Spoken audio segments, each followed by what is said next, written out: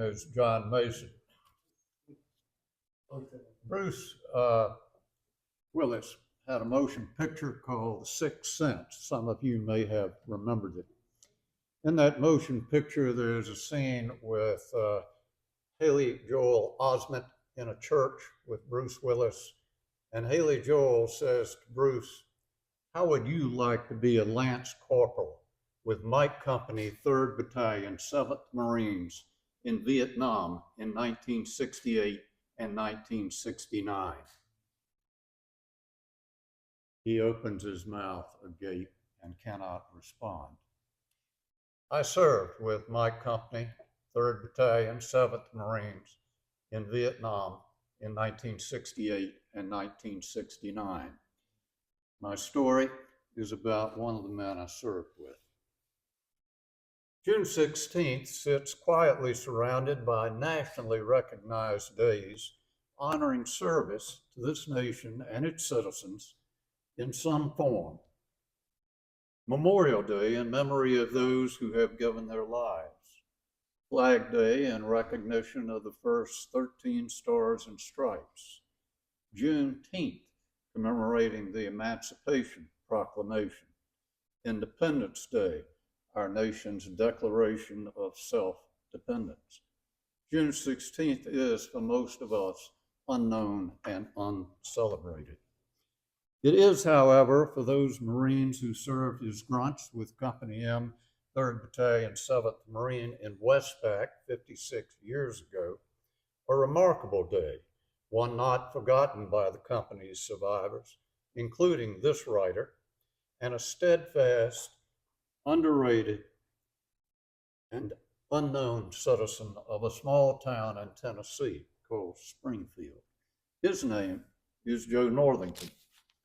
Then, Company M was running ops southwest of Da Nang, mostly platoon and squad-sized ops, interdicting the NVA-VC plan of rocket attacks against Da Nang. That morning, one of Company M's rifle platoons, in 2 engagements with NVA-VC forces, took 25 casualties, a huge number at the time. Included in those casualties was the platoon commander. Joe Northington, a machine gunner with Mike, fought in both engagements. Following the second engagement, a reaction platoon commanded by another lieutenant joined survivors. Their mission that night was a series of patrols coordinated with relocating the platoon patrol base 3 times overnight. They hoped to do payback for the morning before.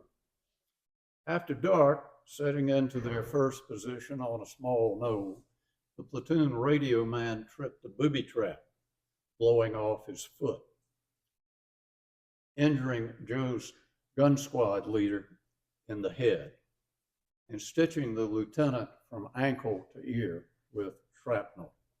Joe called Corpsman up to attend to the radio man and his squad leader.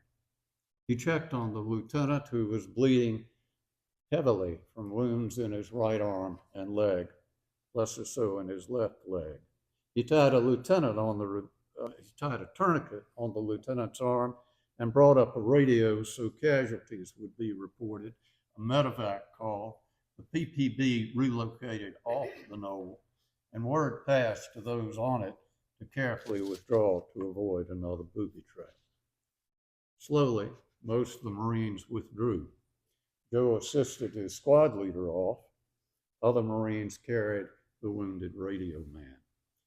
When the medevac helicopter arrived on station, hovering well above them, Joe returned to the lieutenant. "The pilot wants a strobe," he reported.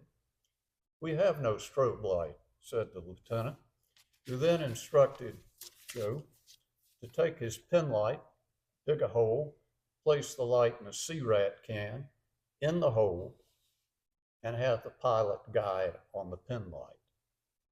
Joe removed himself, went down the knoll, had the pen light set. The helicopter landed. The wounded radio man and squad leader were carried aboard. Joe returned to the lieutenant, who tried to stand and collapsed.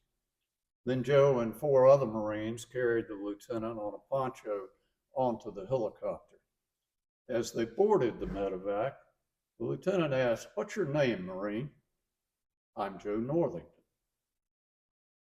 Joe's old now. He's a Purple Heart decorated veteran, retired in Springfield, Tennessee, from over 40 years at Springfield Kentucky Fried Chicken.